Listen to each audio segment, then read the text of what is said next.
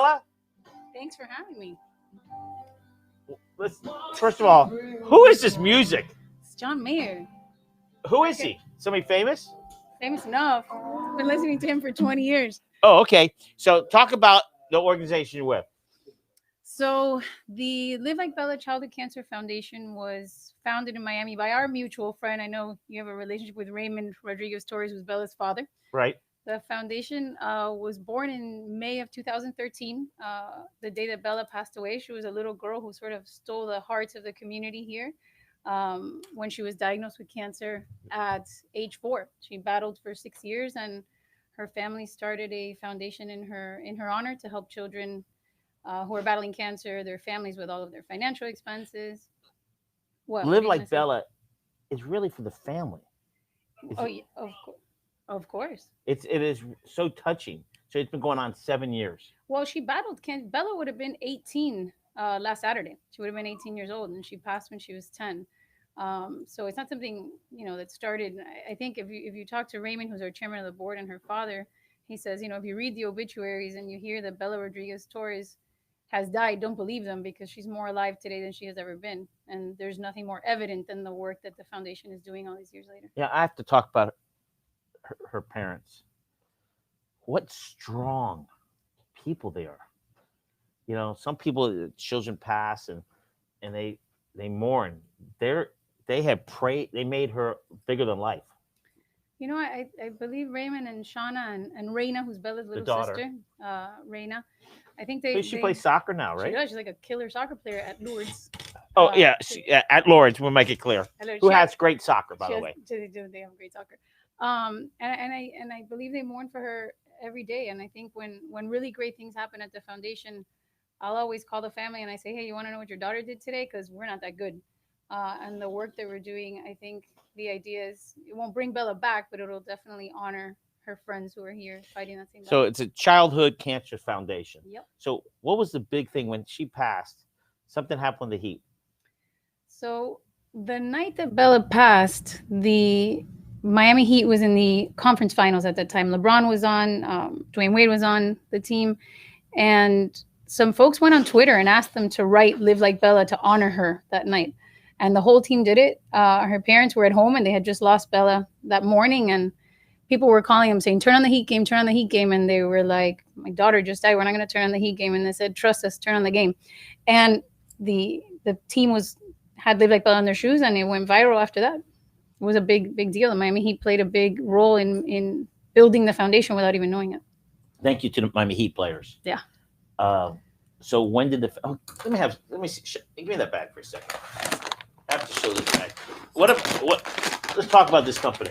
This is Chifles Mariquitas that I'm sure you've all seen before. Is a homegrown company. Tony Rivas and his family started it several years ago, and have a beautiful history. And the sort of tagline is a family story in every bag. And Tony and I met a couple of months ago and talked about different ways we can do advocacy right now, because all of our events have been canceled. So many of our funding has been cut. So much of our funding has been cut. And he said, what can we do that's creative? And Chifles made 250,000 bags. If you look at them there, they have the Live Like Bella logo. And on the back. On the back has Bella's story. The story. You can find them at any Walmart, Target, Publix, Sedanos, Navarro, Winn-Dixie. They're all over the state of Florida, not just in Miami. You can eat mariquitas for breakfast, Grant.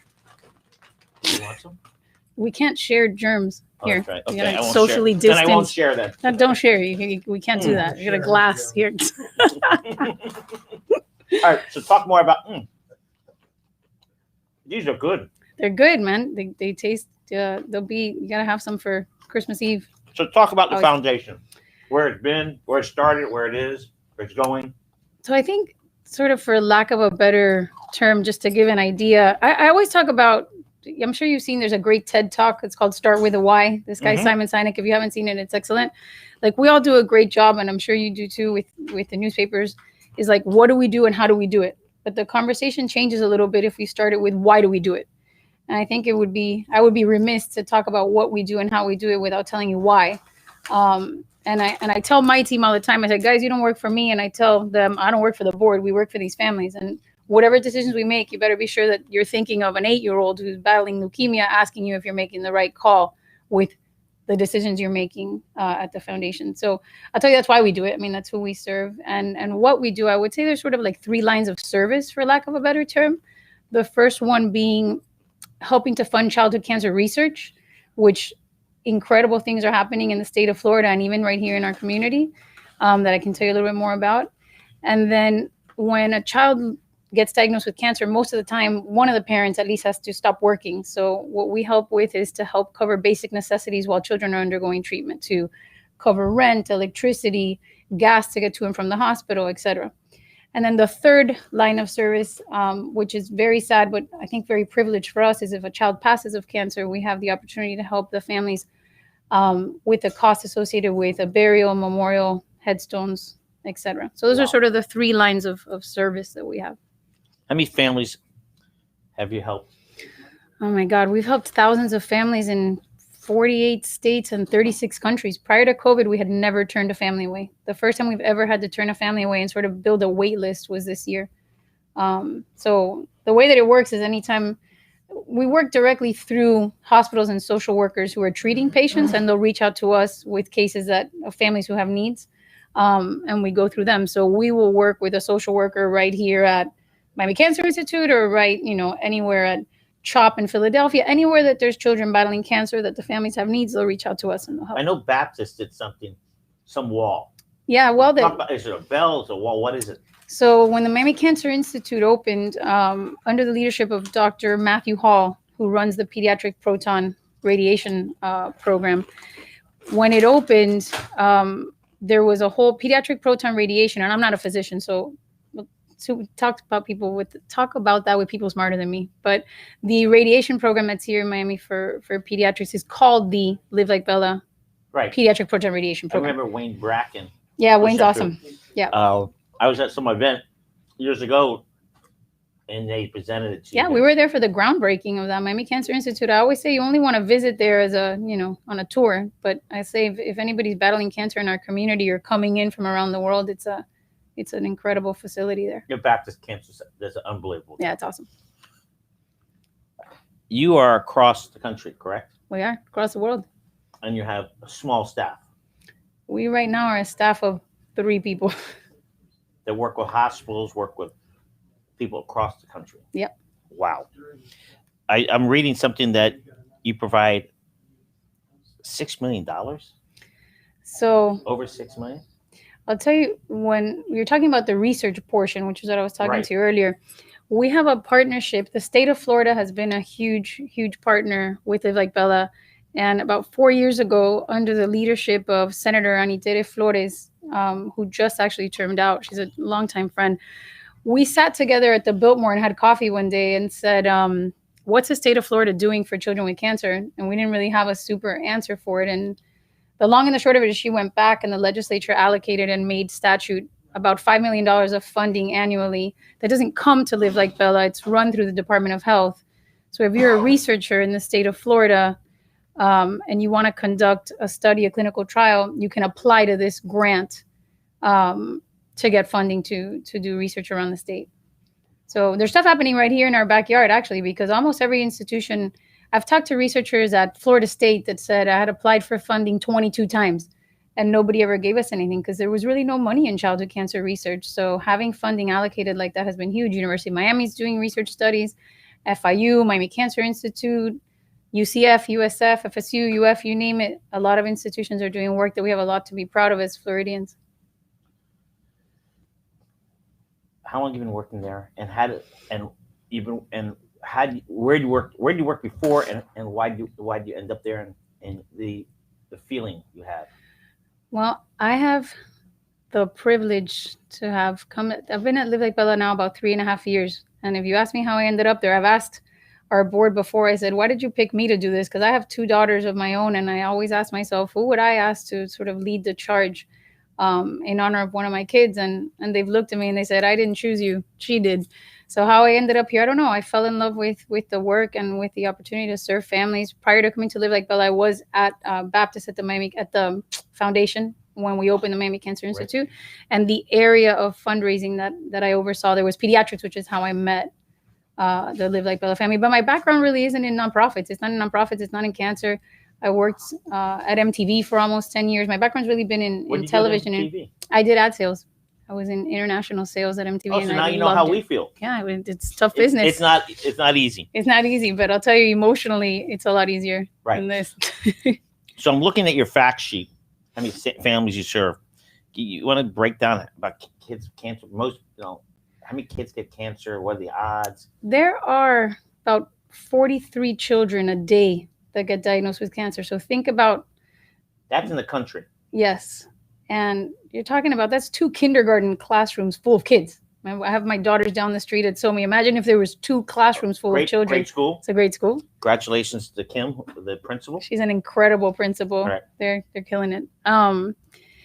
And children, here's the thing with children, right? With a diagnosis, about 80% of children, by the time they're diagnosed, are stage 4.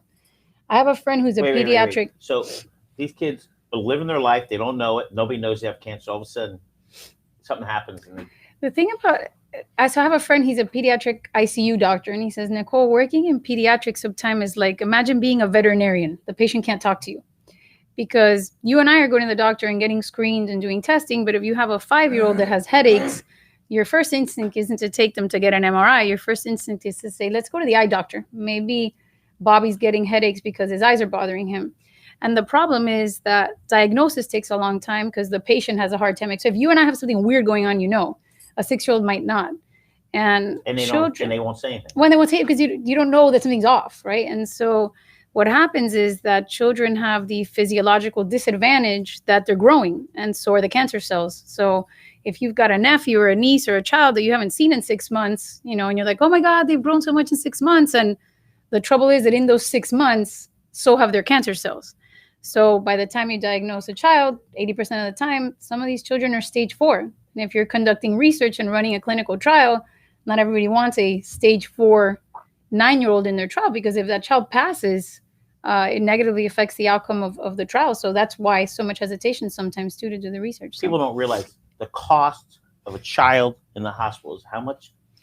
Well, I mean, it depends on where you start and where you look, right? Because some of the costs are not just medical, but to my point earlier, when a family has to stop working, you're talking about thousands and thousands of dollars that people can't pay their rent. We've met families that even now, especially during COVID-19, not just that have lost their jobs, but they haven't been able. For example, we were with a family the other day that the father was an Uber driver. When you have a child who's sick with their immune system compromised, you can't come home from driving Uber all day. Right. So I think that the thousands of dollars that people encounter, families encounter, not just on the medical side, but on their day-to-day lives. Pull them up a little closer to you. That's good. That's good. Okay, question. This is interesting. This virus comes out. This has nothing to do with anything, but I'm making the point. The virus hits. In less than a year, the federal government has spent millions and billions to find a cure. Cancer, why haven't they found that yet? We spent billions to find a cure here, but cancer is killing people all day long. Is it because the government hasn't put enough money? It's very puzzling to me.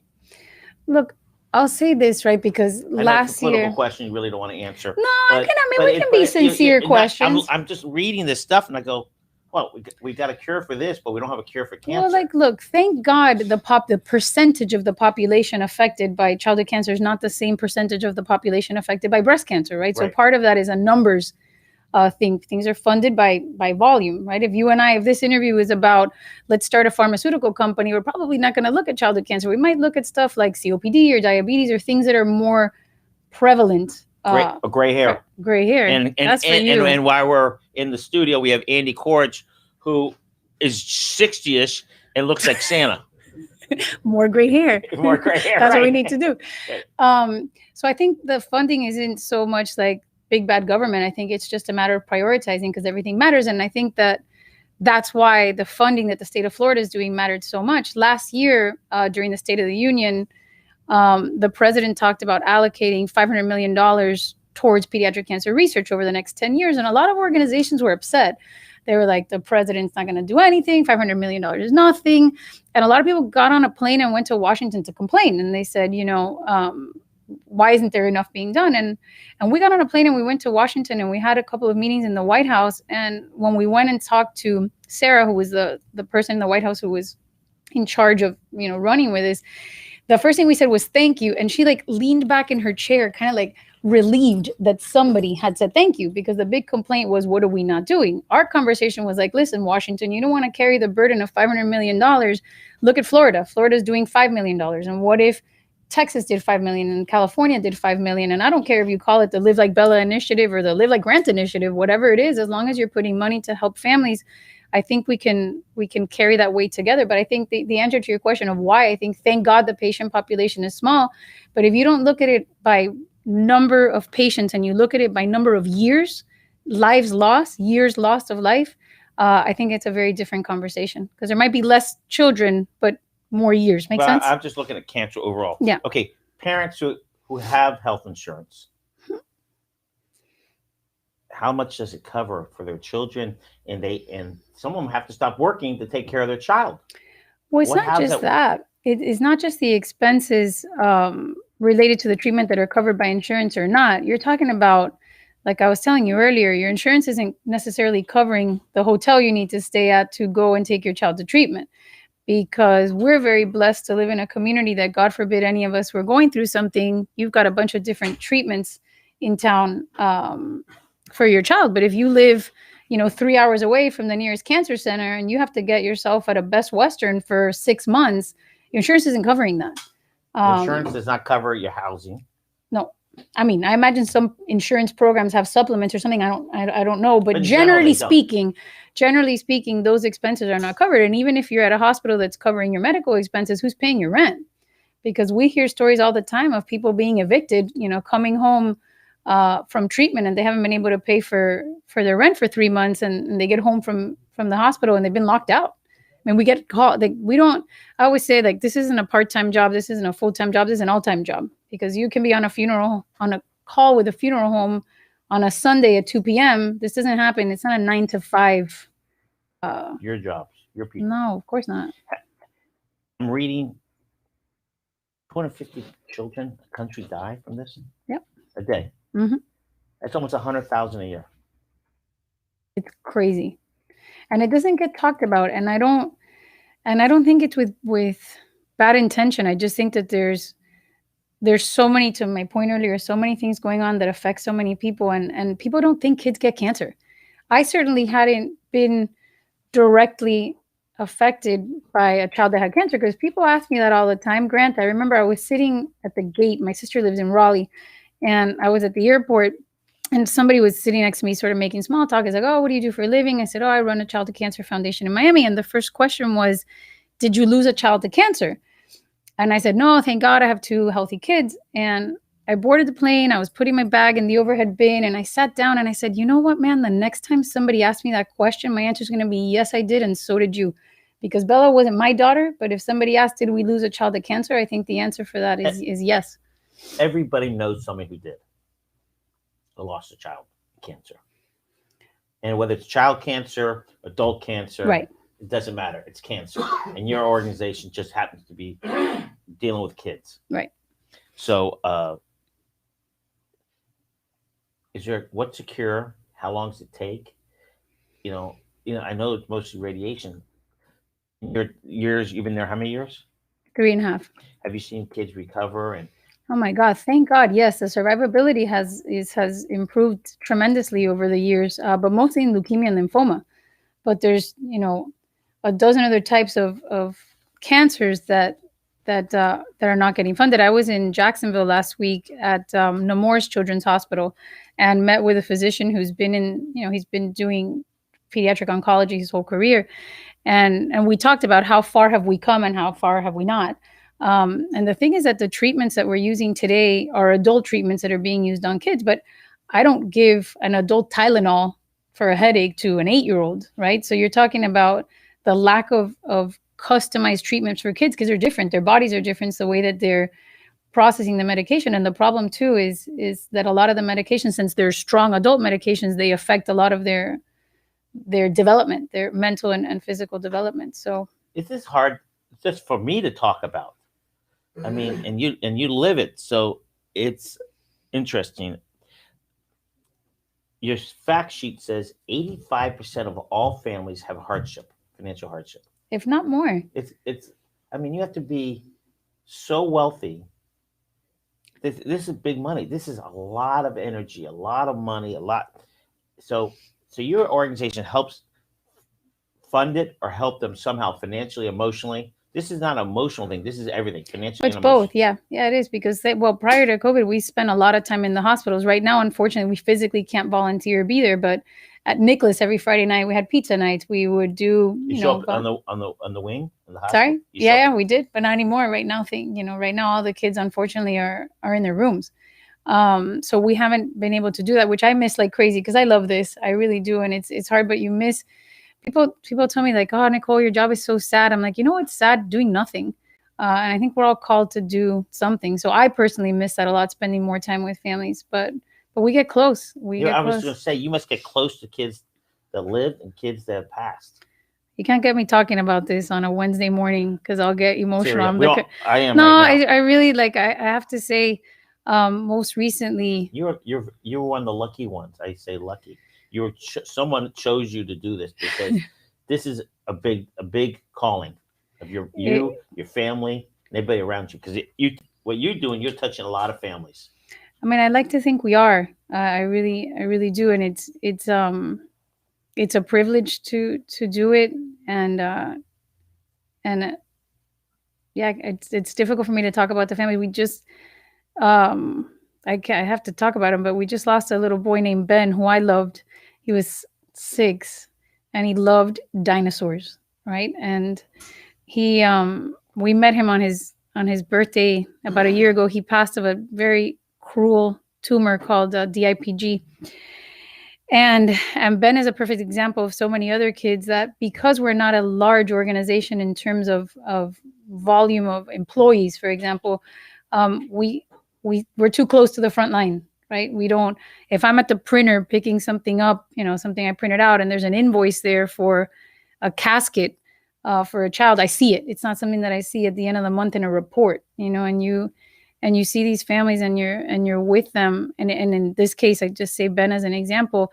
We met him just a couple of weeks after he was diagnosed, and we were with them throughout their journey and right until the very end, and still today. I texted his mom the other day because they gave out little cards at his funeral, and my mom has it on her fridge. So I texted Ben's mom. Now it's not just your family; it's your whole family's involved. Of course, you bring that home. I mean, you can't. How can you not? You can't, and it's hard because you can't get so emotionally involved that you can't work, right? Because if you get like that, it's very difficult to operate. But have children or not, you see this, and yeah, of course, you bring that home. It's pretty emotional. It is. All right, we're gonna change notes a little bit. All right. We're gonna find out who you are. Uh-oh. Do you know who you are? What kind of a question is that? It's a test.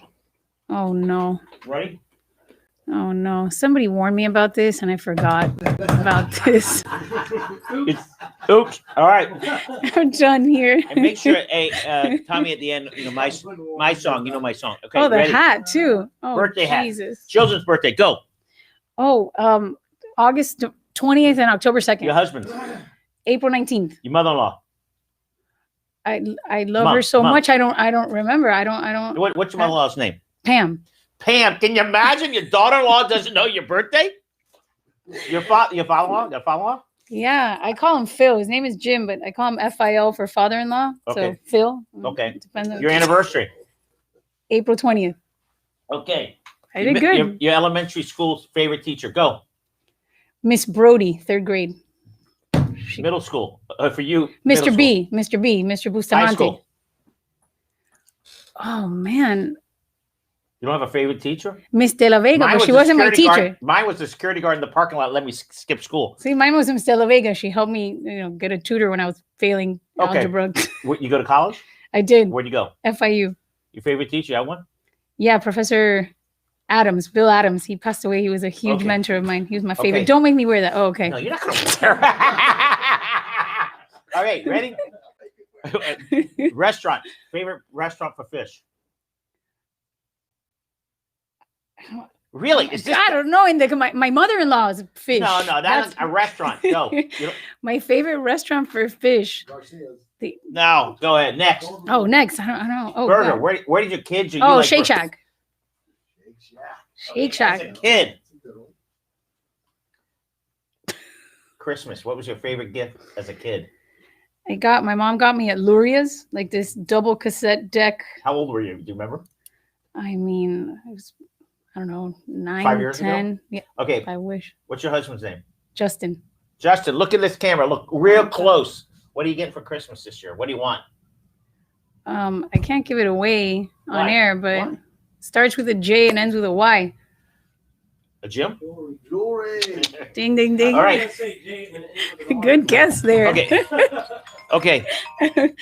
Favorite pizza place? Oh, Big Cheese. There you go, Billy. Cheese. There you go. Big Okay. Cheese. Your favorite taco place? Come on, lady. How Oh my hard God, I can don't this eat be? Mexican. Oh, you know what? What's the name of this place on Giralda? Coyo Taco. Okay. Coyo Taco. Right? It's Coyo Taco? Yeah, Coyo All Taco. right. Your favorite sushi place? Oh, Campai. Okay. Look at that hat. And Your where is favorite that hat? animal? Oh, my dog Millie. Who? Millie, my dog. Oh, okay. Okay. As a kid, I don't want to know who your politician is now. As a kid, who's your favorite politician? I mean, I was 8th grade class president, so I was sort of a Ah, you're politician. the favorite I president. was my favorite Excuse me. Hey, I was the the- president of my 8th grade class. Okay. Yes, Hey, my we're- big hey, political move. Okay, we're bragging. I was in my 4th grade class, 1960. I was the recording secretary to my Boom. class. Boom. Wow. In fact, okay. Oh, so like Jesus Lord. your favorite chicken restaurant. Where do you eat chicken? Chick-fil-A? That's a good one. Yeah, And Chick-fil-A. what's and great Dayton? about this guy? I don't know him, but he stands strong. I'm not going to open on Sundays for religious reason. And you know something? At the beginning, there was a battle. People embrace it. I respect this guy. Of course, it's part of their brand. It's who Right. they are. Your favorite football team? I mean, I have to say the Belen Wolverines for my Ah, husband. good I don't know, answer. I don't know, the Belen football team. Okay, good answer. Your favorite hot dog place? Arbetters. Dave Arbetter, you're a winner again. All day. Okay. Oh my, so many hats. Your superhero as a kid. Who was it? Wonder Woman. I got a super cute picture dressed like Wonder Woman. I'm happy to show. Show it to it. Oh, like right No, now. no, that- All right, I'll pull it up. All right. Thanksgiving. You have a certain year that Thanksgiving was better than other, and why do you love Thanksgiving? You know what? I think that this year was the best Thanksgiving. And that's a big thing to say in the middle of this year, but I think that this is a year to be particularly grateful. So it's actually my favorite holiday, and this year I would say was my best Thanksgiving. Good. Okay, two more questions for you. Hey, where do you eat French fries? I know there's a place you love French fries. I mean, McDonald's French fries always kill it. I No, mean, there's another restaurant. back to Shake Shack. They've got some solid fries with cheese. Do you fish? Not well. Okay. You have a boat? My in-laws have a boat, yeah. In the Your Keys. in-laws have a boat. Yeah. That's the You best don't want a kind of boat, you want a friend with a boat. Right, My right. in-laws Or a with relative. boat. A relative with a boat. It's a magic hat. I mean, what are we talking about here? What's my favorite magic trick? I don't know. I don't know. It's Nobody's like, ever what's said the that. question? Tell us why Live Like Bella is just so special. Look, I think that we're all called to do something in talent, in time, or in treasure. And I never had the privilege to know Bella, but I think that we honor her every day in serving her friends who are battling cancer. And I think it's important because, for goodness sakes, if we're not taking care of our children and working on cures, what are we doing? And you're touching so many lives now. I hope so. Yeah, you are. And if you're not touching right now, you're going to. Live Like Bella is larger than life. Can you look at your phone, see you see these people? Say hello to them. They're watching you right now. In the mic, say who they are. Go ahead. All right. What? Oh, well, okay. Yep. So Justin, my husband, joined, which is good because Justin, woo, we're safe. if Okay. not, we're in trouble. Lucinda Alonso, Justin Lindsay, Rolando Tavares. Oh, he's great. Omar Blanco, give a shout out to our friend Omar Blanco. Sumay Cuthbertson, Grisel Paris. Oh my goodness, where did you guys post this? Go ahead. Elena Sanchez, so many people that we grew up with. Marlene Oliver, Mimi Preyeso. Oh my goodness. My sister-in-law, Melissa. Hi, Melissa. See, that's why Thanksgiving was so good, because she's a good cook. Keep Adrian going. Corso, Mary Snow, who's awesome. Marianne Ruiz, who I know is really involved in South Miami. Nicole Palmer, my cousin in Orlando. Ricky, who's with the airport. The Williamson brothers, they made a barbecue sauce for Live Like Bella. They're out in Alabama. Maria Elena de Valle, Eddie Palmer, another man. This is awesome. I didn't know people love me like that. Thank you. Is that it? I mean, right now, yeah. Look, Good. Ricky said hi. Yeah, this is so good. All Thank right. you, guys. So you get a whole Live Like Bella. We need your. Good. They are good, right? Thank you, Tony. Tony, what's his last name? Rivas. He's awesome. Hey, go to Walgreens. Where else? No, Target, Publix, Walmart. At Walmart, you'll see him in Dade County at all of the end caps, which is awesome. Sedanos, Navarro, Winn-Dixie, even TJ Maxx is gonna have some, which is we don't need Publix. Grail. Go to these places. Yeah. Everybody, you have any questions? Go to your webpage. What's your webpage? livelikebella.org. That's easy, right? We need help, guys, really. And I know a lot of people are always asking, what can we do? What can we do? I think just a couple weeks out for Christmas, usually you see a lot of organizations doing toy drives. We didn't do a toy drive this year because we're not able to deliver the toys to the hospital. But if anybody wants to make some gift card donations for Christmas, just because it's around the corner, let kids order their stuff on Amazon, go to Target. We're doing a gift card drive. So there's a bunch of different ways to help. By the way, oh, nice. They have great socks right here. Live Like Bella.